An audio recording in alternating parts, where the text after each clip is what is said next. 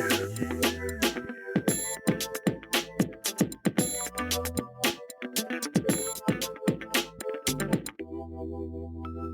everyone, to another edition of the SERMAPod, the podcast for the Sports and Entertainment Risk Management Alliance. I am your host, Rich Lenkov. I am the founder and CEO of SERMA. Great things happening with SERMA, lots of great podcasts. Hopefully you're following us, follow us, etc. on social media. We have our first annual SERMinar in Philadelphia coming in October. You should have the save the date already. Really exciting event at Wells Fargo Center. We've got a great panel, amazing people, great topics. So please save the date for that. Any questions at all about SERMA, check us out on our website. That's theserma.org. And we'd love to have you as a member. Membership takes about 3 minutes, and we're doing great stuff at SERMA. So we really appreciate you taking the time today. And most importantly, I want to thank and welcome Todd Overton to the SERMAPod. Todd is the president at Fugu Prize Indemnity, Inc. He's in Grapevine, Texas. Todd, welcome to the podcast. Thank you, Rich. Appreciate it. Thanks for having me. Now, Todd, when you and I met at the NACA conference, which is the North American Contingency Association conference, a couple of months ago in Miami, you had some great stories. I was really interested in, and I'm sure our listeners are interested in hearing more about what you do, because I'll admit, after having practiced in this area, specifically in sports and entertainment risk and claims and legal for so many years, I really didn't know much about your field. So that's why you're here today. So tell us exactly what prize insurance is and what you offer to folks. Sure.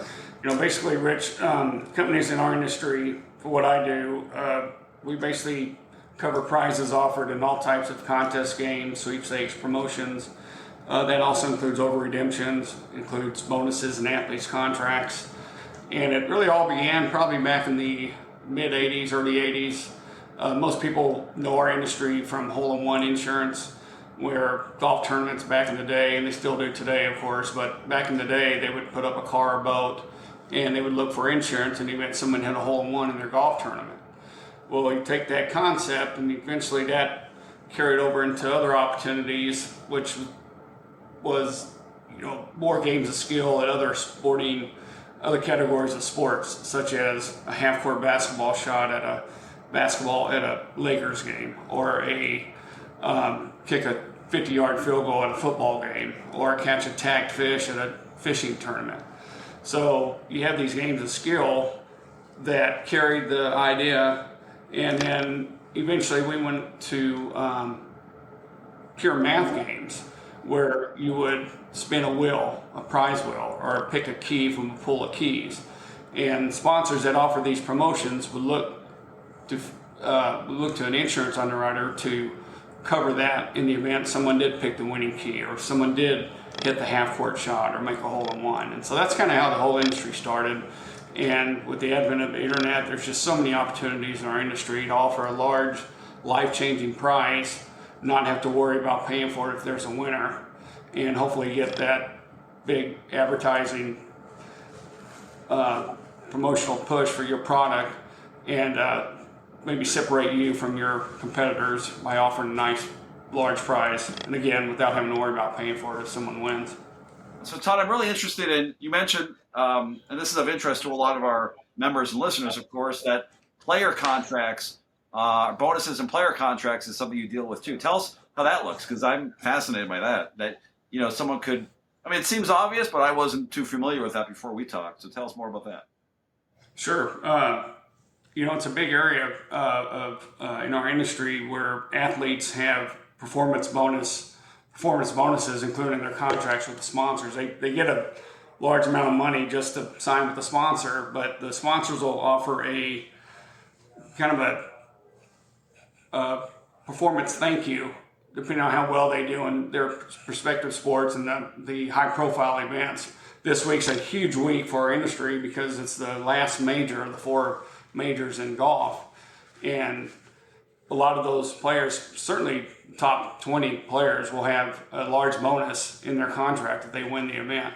And the sponsors will look to get those covered, insured with a company like ours. So if they do win, they're not in we'll pay the prize, and they're not in a position to kind of pull against their player, because if they win, we got to pay them this much more money. Now they lay it off with a company like ours, and they hope he wins and not have to worry about paying if he does.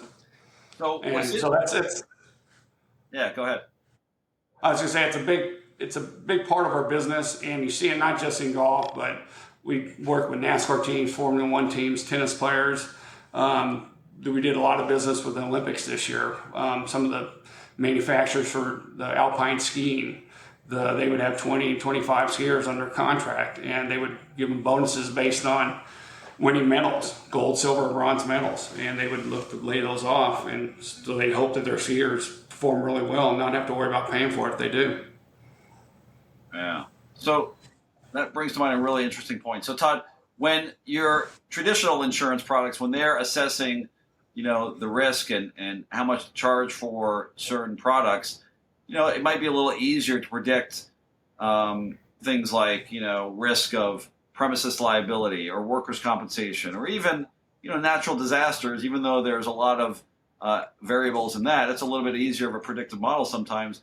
In this field, how do you factor in how a player is going to perform and the likelihood that they are going to achieve those levels that would require a bonus payout? That to me seems like a nightmare for an underwriter. I'm a big sports fan, and we all like to think that we can predict how these things are going to go.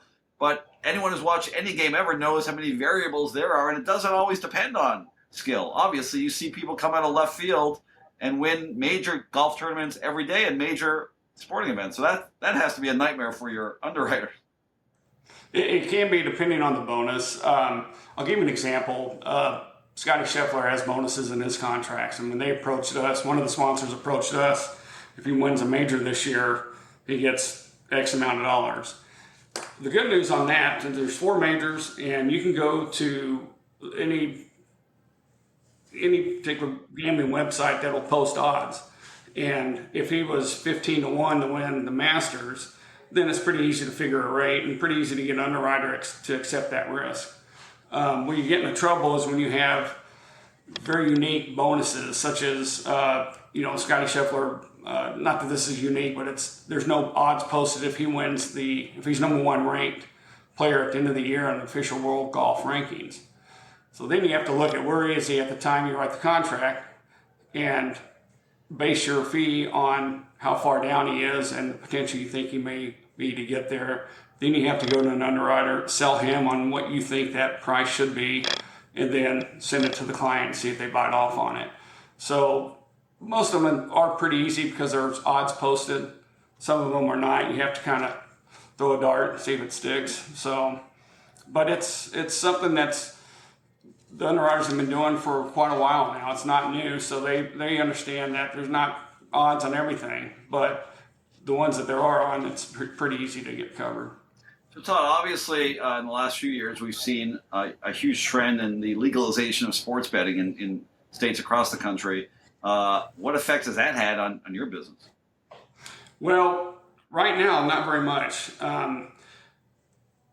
Typically, the protocol is if a sponsor signs a golfer, for example, and they have a $1 million bonus if this golfer wins a major, they're going to usually contact their risk management department, and the risk management department's going to contact a company like ours and get a quote, and if we can agree on the quote, we move forward.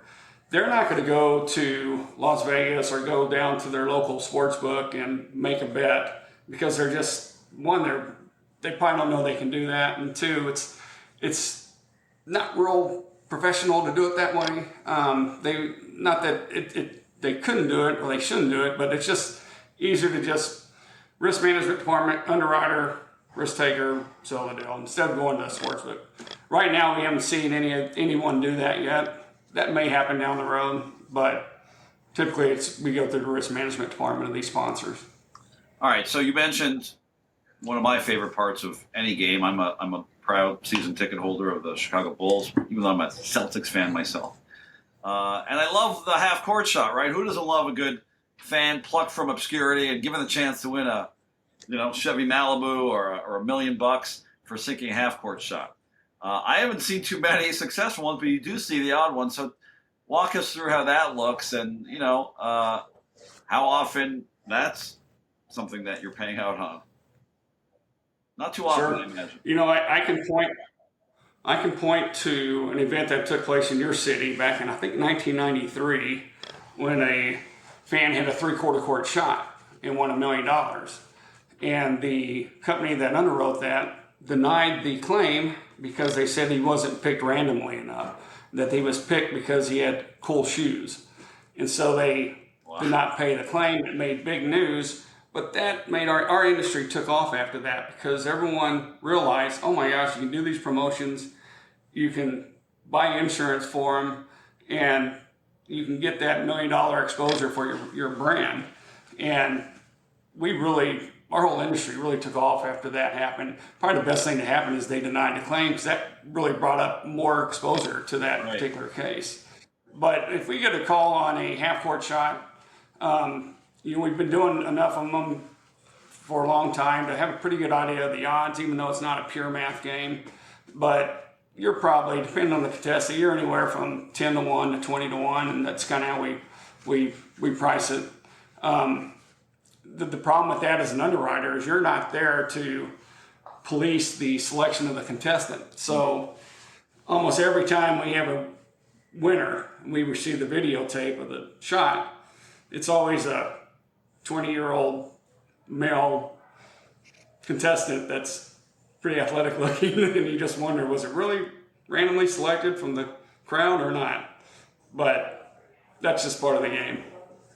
Well, the Blackhawks here in Chicago, the hockey club, used to do after the first period, or maybe it was after the second period, they would bring out 3 fans, and they would, take a hockey shot from about half, mid ice, and try to put it through one of 3 squares that they put up on a board on the in the net. And it was inevitably the routine was, it was a kid, it was a young lady, and it was a guy. And we would all go crazy cheering for the kid, cheer for the young lady, and just boo the guy. Inevitably, it doesn't matter if he was wearing all Blackhawks or not. We would boo the crap out of the poor guy. But yeah, it generally follows a formula. But I want to turn to Todd, another area of interest, because we are covering sports and entertainment at SERMA. I know that you do a lot of work also in the entertainment field, and particularly what was interesting to me as a lifelong devotee of shows like Pyramid, Family Feud, grew up watching The Price is Right, as you deal with game show risk also and prizes there. So how does that look? How does that work exactly? Yeah, in fact, we were, in my old company, we were the ones that covered the Deal or No Deal when that game show came out. Wow. When they introduced the game, they did not know the risk aversion of the contestants. And so they had no idea how this thing was going to play out. So they bought coverage, and we covered the first 110 contestants of that game, and the underwriters did really well because the contestants weren't quite the risk takers that some others are, and so they settled and took the money, and it was usually below the break-even line. We used to do the Price is Right. Used to do a